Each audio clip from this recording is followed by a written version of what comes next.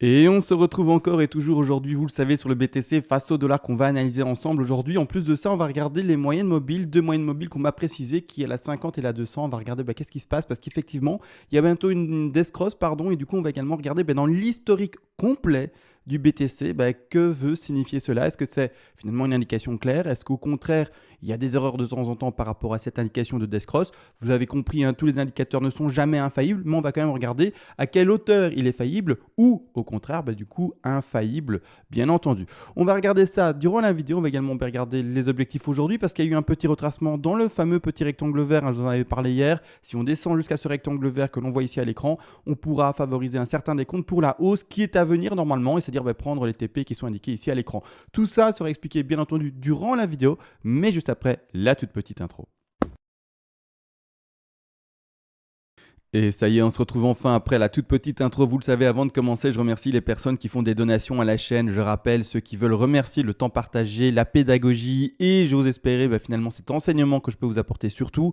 Vous pouvez le faire, ça fonctionne, je le rappelle également, par donation et surtout par palier de donation. C'est-à-dire que vers les tout premiers paliers de donation, je vous enverrai en contrepartie ici toutes les règles d'analyse qui vous permettront de poser des Fibonacci, des vagues, des objectifs avec des take profit partiels, mettre également les stop loss, etc. comme je le fais en vidéo personnellement. Également, je reprécise, ce PDF est écrit de manière concise. L'objectif, c'est que vous appreniez quelque chose, vous lisiez tout et ne soyez pas noyé dans 500 pages. Et surtout, 500 pages, je vous le dis, pour parler d'un sujet pareil, clairement, c'est se foutre en fait de votre tute, parce que clairement, c'est juste pour faire après de la musculation, à mon avis, avec toutes les pages. L'objectif, c'est de tout lire, tout apprendre efficacement, rapidement, et également, vous le savez de toute façon, avec l'appui de mes vidéos. Et également, on va commencer enfin l'analyse, mais juste avant, les tout derniers paliers de donation, c'est-à-dire tout de même les paliers les plus élevés, vous pourrez me demander une analyse à la demande sur l'actif spéculatif de votre choix, d'ailleurs qu'il soit crypto-monnaie ou pas, et ça sera fait en privé pour vous le plus vite possible également.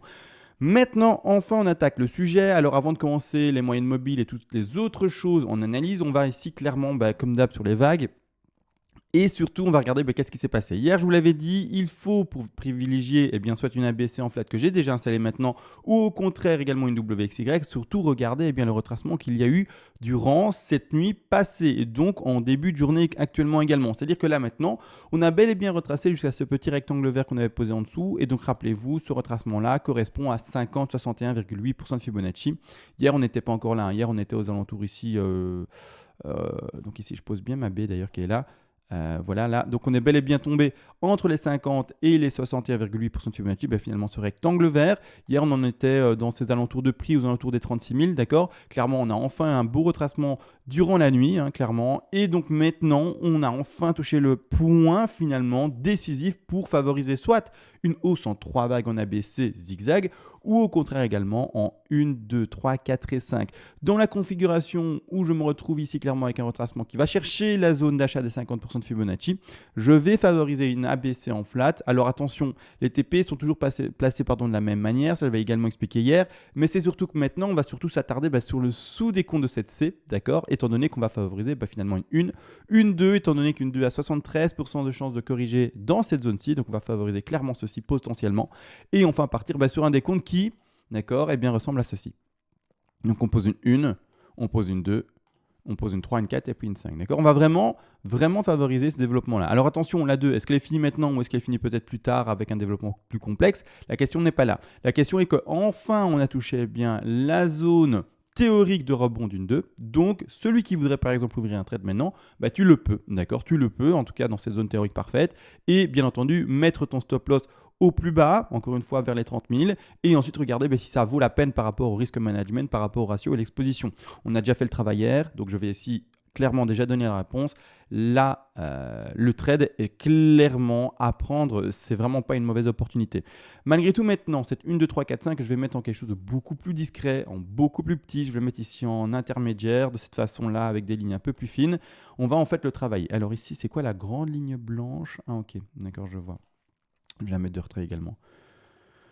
De cette façon-ci, voilà. Donc en fait, là maintenant, ce qu'on va travailler, finalement, c'est cette dernière C, qui peut monter sans le moindre problème ici jusqu'au 51 800. D'accord? Il faut en avoir quand même conscience. Donc ça peut rebondir assez fortement dans les jours à venir. On va regarder du coup le sous-développement et voir l'objectif minimum d'ailleurs de tête 1, 2, 3, 4, 5. Ça, je vais le faire également rapidement. Une, d'accord, je le pose mal placé, je le repose encore une fois au sommet de ma 1, Je vais au bas de ma 2, mon objectif de 3 minimum à 161,8. Donc c'est-à-dire que si on est bel et bien dans une impulsive vers une C, dans cette configuration-ci, on a un objectif minimum à atteindre tout de même dès 46 603 $. Par après un retracement de 4 régulier, étant donné qu'ici pour le moment on exprime tout simplement également un retracement régulier, on n'est pas dans un retracement plus fort des 50-61,8 ou plus faible des 50-61,8. Donc ici clairement je vais également poser du coup mon retracement de 4 vers les 38,2. Donc tout de même un retour potentiel aux 40 500 alors qu'on aura été chercher à ce moment-là de nouveau les 46 600. Donc vraiment une baisse à nouveau de, clairement il faut le comprendre, 6 000 $. Par après, on va enfin finir bien l'extension de la 5. L'objectif de 5, de toute façon, on lui donne tout le temps le minimum dans ces projections-ci. On ne part pas sur du to the moon et des choses comme ça au début, en tout cas. Quand on aura des confirmations plus fortes, ok, on pourra avoir plus haut. Mais pour le moment, l'objectif minimum de cet impulsif serait d'atteindre les 48 092 $. Donc ici déjà, un développement assez intéressant. On ose espérer bien entendu que ça continue à pumper et qu'on n'est pas dans le début de, je ne sais pas moi, un crash. Et en fait que du coup, comme on avait déjà vu également hier, je rappelle, on est fini déjà en fait la CELA et on soit dans le début du crash. Et également du coup, on rappelle surtout qu'on est surtout dans le développement d'une figure plus grande. Donc on s'attend à une dernière vague baissière, en tout cas une dernière vague pour terminer la figure de correction B vers C. D'accord? Donc elle est ici. On verra comment elle se construit. Ce n'est pas encore la question actuellement. D'accord? On doit avoir plus de confirmation pour dire est-ce qu'on est encore dans la B et dans le rebond ou est-ce qu'on est dans la C? Si malheureusement la B est déjà finie et que maintenant et que par après la vidéo est que des bougies rouges et que c'est l'enfer, etc. Malheureusement, l'impulsion de B, donc c'est-à-dire finalement la force haussière de cette B finalement aurait été tellement faible on aura forcément beaucoup de pression vendeuse et on pourra aller rechercher les 20 000 $ pour ce dernier. Malgré tout ici, je rappelle, on est dans un dernier long pour jouer ce petit rebond, à voir jusqu'où il va aller, bien entendu. Si ça se passe bien, tant mieux, on se fait des pépettes. Si ça se passe mal, on prend notre perte et ça fait partie encore une fois du trading et du risk management. Maintenant, tout a été expliqué par rapport à ça. D'accord, on tient sa position, on fait attention à son stop, etc. Et là-dessus, il n'y a rien vraiment à expliquer de plus. On laisse juste le BTC s'exprimer. Ce qui va maintenant m'intéresser finalement, c'est surtout en fait, même pas avant de voir les Ichimoku, parce que les Ichimoku va également les regarder aujourd'hui, mais c'est finalement ces fameuses moyennes mobiles qu'on m'a mis en avant dans les commentaires. On m'a dit CMA, regarde, attention, tu verras qu'il y a des moyennes mobiles assez intéressantes à observer et clairement, je vais regarder en weekly ce que ça donne également, vite fait. Ok, weekly, là c'est clair qu'il n'y a pas de problème. On arrive tout de même tout proche de la moyenne mobile 50 en weekly, donc voilà, il faut quand même en avoir conscience quand même.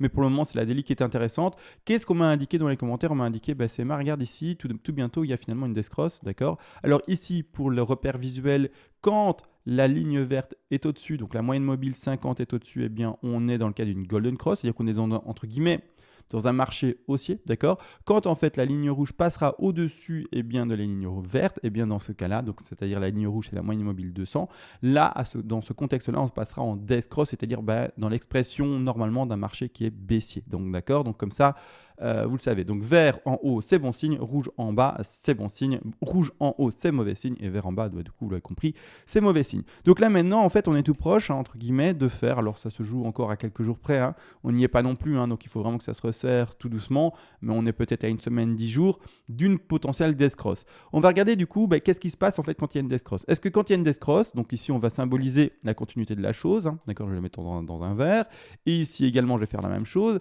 quand en fait il y aura ceci, donc on parle bien de ceci, donc là je le mets en rouge. Quand il y aura cette expression-là et qu'on lira cette death cross, qu'est-ce qui se passe la plupart du temps? Est-ce que d'office par après, le cours il fait ça? C'est la question. Où sont mes repères? Ici. Est-ce que le cours fera d'office quelque chose comme ça après? D'accord? L'expression ici, vous voyez, j'essaie d'exprimer, tout simplement. Dommage que les bougies sont toutes petites sur ça. Mais est-ce que d'office, parce qu'il y aura la death cross, boum, crash? C'est la grande question. Alors, on va regarder ça, bien entendu. Rappelez-vous, et vous savez presque également la réponse qu'il y aura en conclusion. Aucun indicateur n'est infaillible. Aucun. Il n'y a pas. Ça n'existe pas. Il n'y a pas. On est d'accord là-dessus. D'accord. Donc ici, clairement, pas en logarithmique, pardon, en automatique, je vous l'ai mis. Donc ici, on va regarder. Bon, je suis du coup sur le BLX. Donc j'ai ici, je le rappelle tout de même, un historique qui s'étale depuis, je vais donner la date précise, depuis le 23 juillet d'année 2010. Donc on a tout de même maintenant un historique de 10 ans plus. Donc c'est très intéressant à analyser et à regarder. Donc là maintenant, je vais zoomer. D'accord, je vais zoomer. Je vais essayer de voir ça de manière précise. Ici, on se retrouve sur du coup la première phase de boule, vraiment tout début 2011. clairement. Donc là maintenant, le premier bull run, hein, vous voyez, hein, c'est toujours un peu, on a l'impression de revoir et revivre à chaque fois la même chose quand même sur le BTC, c'est-à-dire un énorme bull, un énorme crash, et puis après vous connaissez un énorme bull à nouveau, d'accord?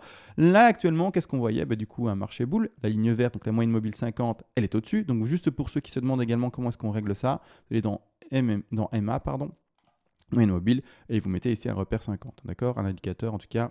Pas un indicateur, mais un indice 50. Et ici également, sur la rouge, vous mettez un indice de 200 et donc vous mettez les couleurs. Hein. Là-dessus, rien de compliqué. Et vous aurez vos moyennes mobiles. Également, du coup, là maintenant, on a une death cross. Death cross indiquée à ce niveau-là. Alors, je vais mettre un repère avec une ligne, d'accord? Death cross, ici, comme ça, on voit également le moment où il y a la death cross et le moment exact sur le cours. Qu'est-ce qui se passe au moment où il y a la death cross? Effectivement, un signal baissier, on va chercher un bottom. D'accord. La propre, un premier bon signal. Ceux qui veulent s'amuser à compter, comptez. Là, moi, j'ai pas envie de compter. J'ai pas pris de bic et rien. Bon, bref. Mais bon, ceux qui veulent compter pour moi, vous le ferez. Mais un premier signal qui est correct. Death cross. D'accord? On part dans un crash et on a été bel et bien voir des plus bas. Par après, ici, on fait une golden cross. D'accord? Ce qui est intéressant, c'est également voir les golden. Hein, d'accord? Golden cross. Combien de bons signaux et de mauvais signaux il y a eu? Hein, c'est ça qui est intéressant de voir le ratio, etc. Et donc, du coup, est-ce que c'est fiable? Si c'est du 50-50, c'est pas fiable. Du coup, comment se fier à quelque chose qui a une chance sur deux de réussir? C'est un peu compliqué, d'accord? Donc ici, clairement, là maintenant, ici, on voit une golden cross. Qu'est-ce qui se passe après la golden cross? Hop, grosse bougie rouge. Puis après, stabilisation.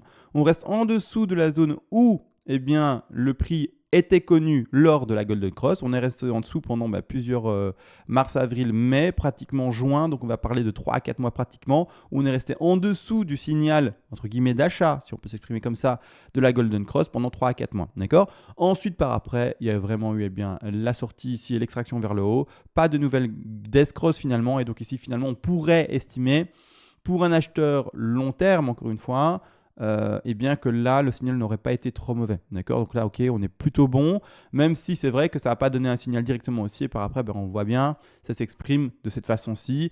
Et durant toute la hausse d'après, il n'y a plus eu de death cross jusqu'à la suite. De la fin du dernier bull run qu'on a connu ici en 2013. Attention, pas le dernier, mais 2013 en tout cas. Ce que je voulais également montrer là maintenant actuellement, retenez bien en fait d'ailleurs ce qu'on va regarder là maintenant sur le graphique, là c'est ici clairement les dates de 2013 à finalement fin d'année 2013, début d'année 2014. On voit ici qu'est-ce qui se passe un peu comme maintenant. On a connu un très fort bull run ou en tout cas une très forte hausse jusqu'aux 62 000, 64 000 $ sur le BTC actuellement. On reconnaît actuellement aussi une forte baisse qui dépasse, il me semble, 53% de correction, donc c'est-à-dire par rapport au mouvement haussier précédent. Et qu'est-ce qu'on observe? C'est un peu ça actuellement. Donc actuellement, on en est où? On en est dans cette zone-ci aux alentours par rapport à l'expression de la Golden Cross qui deviendrait une Death Cross, c'est-à-dire la MA donc, qui se rapproche petit à petit, on le voit bien ici, bien simplement de la MA 200.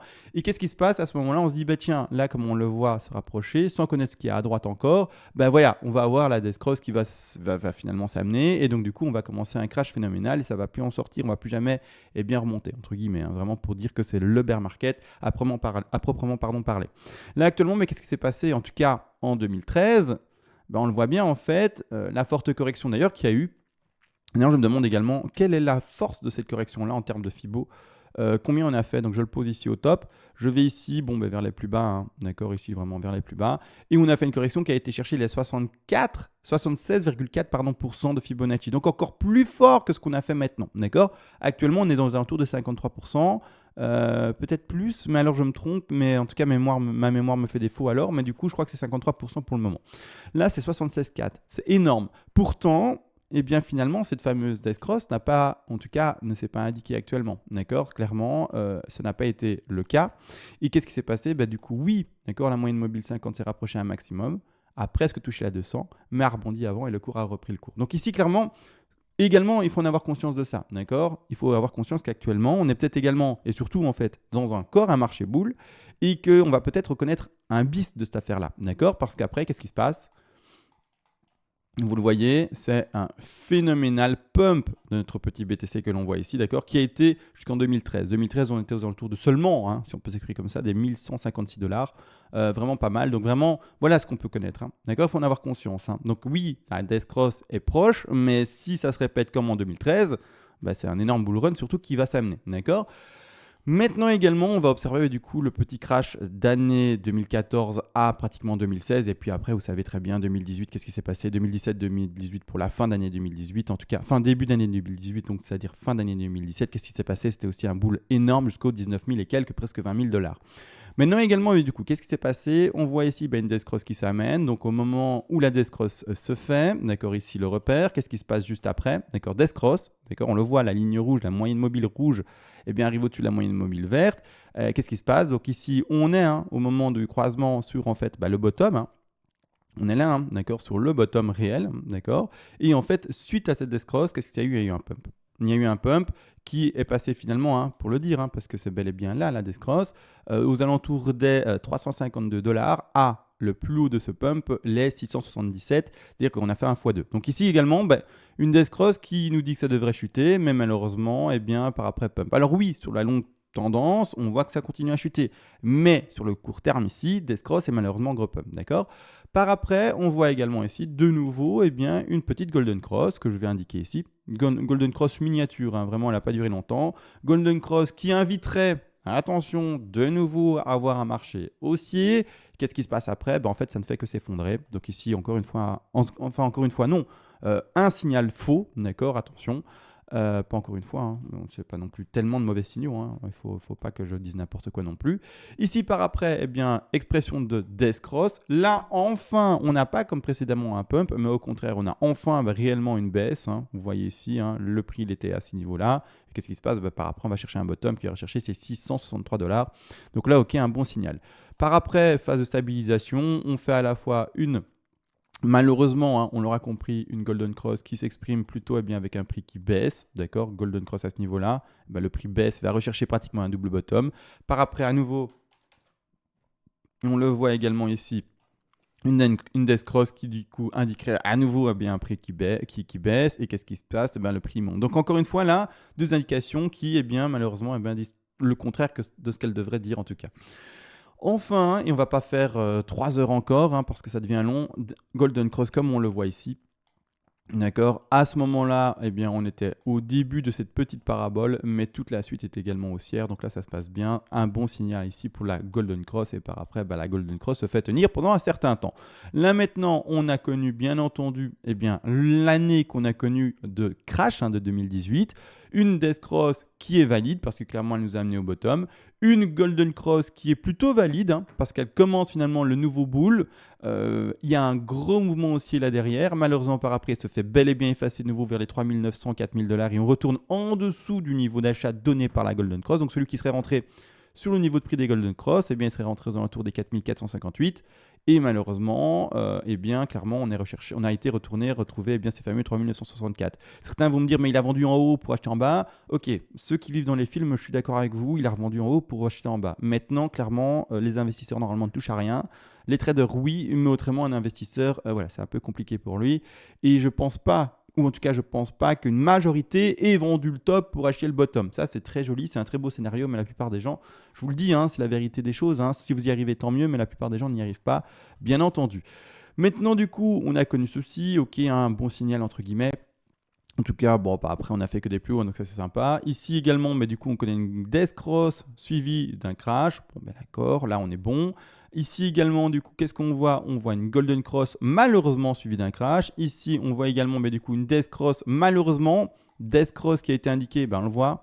D'accord, death cross qui a été indiqué dans le marché qui commençait à monter, donc signal baissier qui se fait dans un marché qui monte, d'accord.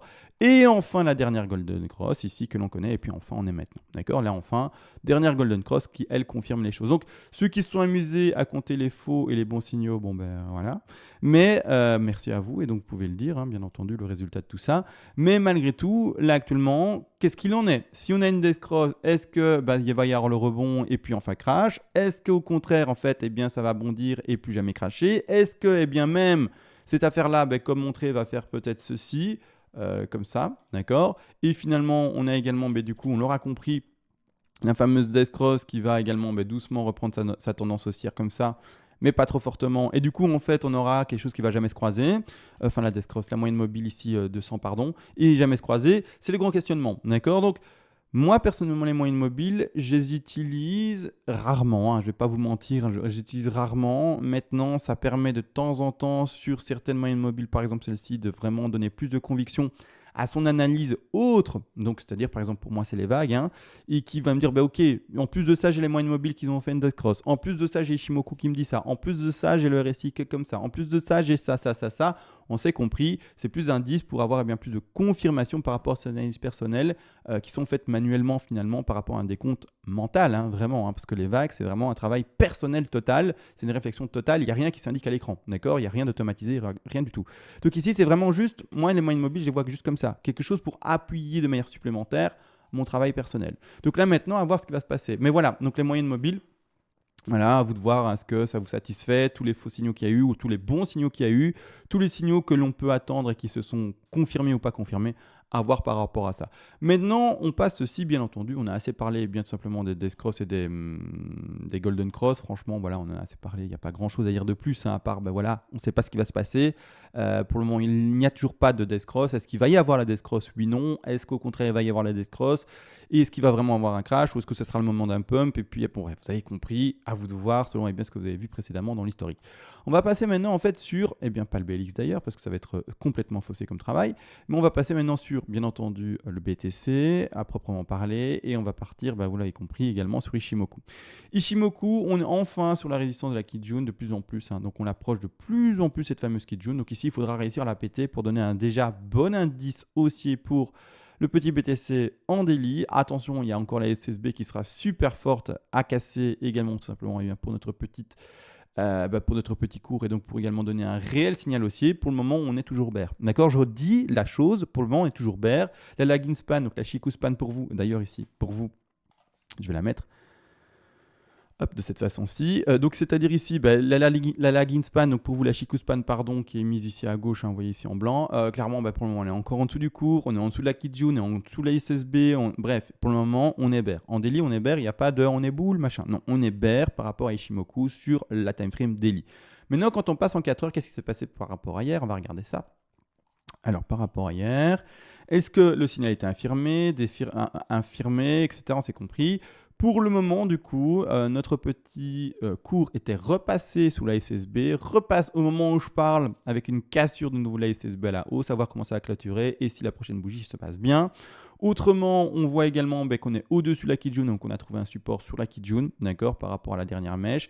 Et surtout également, on voit la lagging span qui n'a pas été retrouvé des niveaux inférieurs à celui du cours. Donc ici, la lagging, la ligne blanche, on regarde bel et bien les bougies, d'accord? Ici, actuellement, la lagging est toujours au-dessus des bougies précédentes. Et donc, pour le moment, c'est tout bon. Donc hier, d'ailleurs, on en avait parlé de ce scénario-là. C'est que la lagging va bientôt, et donc hier, du coup, arrivait bientôt dans ce précipice, hein, dans ce creux-là. Et je l'avais dessiné avec des flèches. Hein, de cette manière-là, rappelez-vous, on peut très bien faire ceci avec la lagging et pour autant toujours rester dans le signal haussier. D'accord? Donc ici, pour le moment, tout se passe bien. La seule chose, c'est qu'on avait retranspercé la SSB. Maintenant, c'est assez important de surtout revérifier et surtout finalement d'observer ce qui va se passer avec la clôture de cette bougie-ci et les 2-3 bougies à venir en 4 heures pour voir si on confirme bien entendu le fait d'être au-dessus de la SSB, oui ou non. Également, du coup, il faut comprendre qu'il faudra un certain pump assez important à venir pour pouvoir également soutenir la lagging et lui permettre de passer au-dessus de ce niveau de résistance ici qui est le cours précédent. Parce que si jamais on pump légèrement de cette façon-ci, vous avez compris, tout léger, hein, malheureusement la lagging elle va être toute légère également. Elle va repasser à nouveau sous le cours. De nouveau, on aura un range qui se confirme bien, avec plein de faux signaux en Ishimoku, malheureusement en time frame 4 heures. Et c'est-à-dire qu'à ce moment-là, finalement, on sera de nouveau en position potentiellement de trade pour vous, mais surtout de temporisation pour avoir plus de confirmation. Pour le moment, on est encore dans ce fameux range. Donc il y a plein de faux signaux dans le bazar. Je suis désolé de m'exprimer comme ça, mais c'est comme ça. Ishimoku également, c'est comme tout, hein, les vagues, que ce soit MA, n'importe quel autre indicateur que vous pouvez utiliser, il y a des faux signaux. Il faut en avoir conscience, d'accord? Surtout quand on est dans un range, c'est-à-dire quand on est à plat comme ça. Je vais retirer du coup Ishimoku. Quand on est à plat comme ça, oui, c'est normal. Hein. Les moyennes mobiles, finalement, qu'est-ce qu'elles font? Elles s'entrelacent. C'est tout à fait normal de retrouver ça à la fois sur Ishimoku, à la fois également, vous l'aurez compris, sur tout autre indicateur. Bien entendu.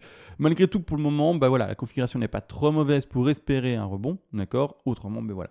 Maintenant, par rapport à tout cela, je pense que j'ai tout dit. Oui, je pense que j'ai tout dit. Je veux juste remémorer aux gens qu'on travaille plusieurs timeframes et que la timeframe plus grande, d'accord, en tout cas les degrés plus grands, invite à un rebond actuellement, il est vrai, mais malheureusement une continuité après de l'AC. L'AC, attention aussi, peut faire des choses tronquées. Donc forcément faire un plus bas, non. Mais en tout cas, finir la pattern de crash, oui. Avec ma C personnellement, j'aimerais bien à ce moment-là finir ma C. Donc la C peut se faire en tronqué. Maintenant, à voir si ça va le faire. Hein. On va essayer d'analyser ça au moment où on en est, d'accord. Mais également, elle peut faire un plus bas. Donc c'est difficile à dire si on est sur un bottom maintenant ou si c'est un bottom à venir. Il faut temporiser, etc. Juste une chose également, je le rappelle, on est dans une excellente zone d'achat. Hein, attention, actuellement, qui est assez intéressante. Donc pour ouvrir des langues, c'est tout bon en fait. Pourquoi ? Parce qu'on est dans la zone des 50-61,8 de retracement par rapport à la grande 2. D'accord ? Donc ici, je remets ça de visu parce que c'est important de rappeler également les grands degrés. Mais clairement, pour moi, je suis là-dedans. Donc même s'il y a une phase de stabilisation, consolidation et même encore légère baisse peut-être, ou forte baisse, hein, ça dépend encore une fois des termes qu'on veut utiliser. Si on va à 20 000, est-ce que c'est fort ou faible pour vous ? Pour moi, c'est plutôt fort, m'en empêche. Donc j'ai dit léger, mais j'aurais dû dire plutôt forte. Mais clairement, là, hein, par rapport au retracement et au décompte haussier qu'on en a, on est pile dans les 50-61,8% de Fibonacci, c'est-à-dire pile dans la zone statistique de la 2, et on est bon, hein, d'accord ? On est bon pour la zone de support et de rebond, et donc là maintenant, clairement, on peut jouer des longs sans le moindre problème. Et également pour les investisseurs, je rappelle, si vous voulez acheter du BTC, achetez par palier. Et si par exemple vous arrivez dans le monde de la crypto maintenant, imaginez, voilà, c'est votre premier jour dans le monde de la crypto et vous dites, bah là, j'ai envie d'acheter du BTC. Et en plus, je tombe sur la vidéo de CMA et il me dit que c'est un super endroit pour acheter. Vous pouvez acheter maintenant, mais par palier. Donc c'est-à-dire que votre capital qui est par exemple de 10 000, vous allez le diviser en 10 et acheter toutes les 2 semaines. Acheter peut-être même tous les mois. Vous avez compris, l'objectif c'est d'avoir un prix en fait moyen lissé pour s'approcher le plus possible du bottom et non pas acheter en espérant avoir fait le bottom. Et si jamais en fait le crash devait continuer à 20 000, 10 000, 15 000, 5 000, 1000 dollars peut-être même pour donner le scénario catastrophe, et bien à ce moment-là vous vous diriez ben mince, j'ai acheté à 30 000 alors que si j'avais lissé mon point d'achat j'aurais acheté plus proche des 1000. Alors là encore une fois 1000, je dis ça pour un peu choquer et faire comprendre les choses, mais voilà, il faut avoir conscience que personne ne sait lire l'avenir et dans ce contexte-là où personne ne sait lire l'avenir, il est mieux de prendre les précautions et une stratégie d'investissement qui vous permettra de limiter la casse plutôt que très agressif et finalement pas assumer son agressivité en termes d'achat parce qu'après finalement au moment où vous avez été super agressif en achetant à 100% 10 000 dollars à 33 000, 36 000 pardon, 35 900 actuellement et que le cours y descend, vous allez regretter d'avoir été si agressif dans votre position d'achat, d'accord ? Maintenant, tout a réellement été dit. Également, petite chose, je me suis renseigné. Alors, j'avais déjà fait une vidéo de news. De toute façon, la chaîne avait déjà, il y a de ça maintenant 3 ans et demi, commencé en termes de chaîne de news. D'ailleurs, la chaîne à l'époque s'appelait Altcoins News et pas du tout Crypto-monnaie Analyse FR. Et donc, du coup, le nom même de la chaîne à l'époque veut bien dire ce que c'était les news des altcoins, etc. C'est pour ça que d'ailleurs, le logo, ceux qui se demandent le logo, mais pourquoi est-ce qu'il y a Ethereum, pourquoi il y a EOS, pourquoi il y a EtherX ? Parce qu'à l'époque, je parlais de toutes les cryptos et à l'époque, c'était c'était en tout cas pas les plus grosses, mais il y avait une certaine hype sur toutes ces cryptos-là. L'Ethereum, le TRX avait également fait un top 3, je me rappelle, et les EOS. Et également, vous voyez les logos, ils sont ces 3 logos qui sont noirs, blancs, et ils sont un peu finalement en termes de pas de polygones, mais c'est ça en termes de forme géométrique. Et donc, ça a été un peu joli, je trouve. Et donc, j'ai essayé de faire ça quelque chose de sympa. Peu importe, c'est-à-dire que j'ai commencé en termes d'altcoins et de news surtout. Et j'essaye petit à petit de réamener ça. J'avais déjà fait une vidéo pour ceux qui veulent le savoir il y a de ça 2-3 semaines, peut-être un mois. C'était énormément de travail, je trouve, pour 3 minutes de résultats. C'est-à-dire qu'en termes de montage, etc., j'avais essayé de mettre des petits effets. C'était vraiment beaucoup de travail. Ça m'avait pris, parce que je n'avais pas l'habitude personnellement, 4 heures, je pense, de temps. Maintenant, j'essaie de reprendre ça tout doucement, d'accord ? Donc, je suis en train de regarder ça de mon côté, là, maintenant, comment est-ce que je peux faire. Mais ça sera beaucoup moins travaillé, du coup. Ça sera beaucoup plus rapide en termes de montage pour moi. Donc, ça me prendra normalement pas plus d'1 heure, je pense. Après, il faut voir mon habilité à faire ça. Mais clairement, je pense que, du coup, vu qu'il y aura moins de montage, moins de recherche graphique par rapport à son expression, ce sera plus facile pour moi, mais je regarde comment amener ça, d'accord ? Ça sera plus sympa pour tous, n'avoir que de l'analyse graphique, ça peut un peu prendre la tête, et pour moi également, ça sera plus rafraîchissant. Je rappelle tout de même, mes analyses techniques n'auront aucun impact, ou en tout cas, les nouvelles n'auront aucun impact sur mes analyses techniques. C'est pas parce qu'un jour Elon Musk dira on rachète de nouveau 1,5 million avec je ne sais pas moi quelle société, 1,5 milliard, pardon, avec quelle société qui peut avoir, je ne sais pas. Et c'est parti, le pump commence parce qu'Elon Musk l'a dit. Non, d'accord, vous aurez la news, mais également l'analyse technique ne fera aucun rapport avec Elon Musk. Ce sera vraiment deux choses séparées. Et il ne faudra pas mélanger les deux choses, d'accord? Attention à ça. Si vous, de votre côté, vous voudrez faire un raccourci et vous dire parce que Elon Musk a dit ça, donc il y a le pump, vous êtes libre à vous. Mais moi, je ne ferai pas ce raccourci-là, donc c'est-à-dire que je ne ferai pas le mélange des deux informations. L'analyse technique, eh bien, je la ferai comme si je ne savais pas, par exemple, qu'Elon Musk avait acheté pour 1,5 milliard, d'accord? C'est pour vous donner des exemples, hein.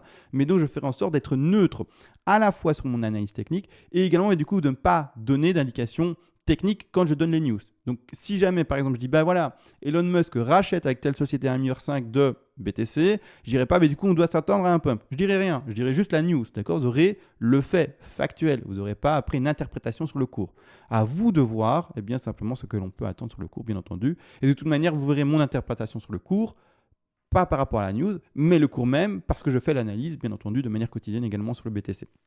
Maintenant qu'on a vu ça et que j'ai dit ça également, maintenant, voilà, je vais vous laisser. Vidéo un peu longue. Je suis désolé pour la moyenne mobile, en tout cas ces expressions-là, parce que clairement, j'ai été un peu long, je trouve. J'aurais pu faire plus court, mais c'est pas grave. On va faire au mieux, bien entendu, pour les prochaines vidéos. Et je vous laisse. Et sur ce, ciao.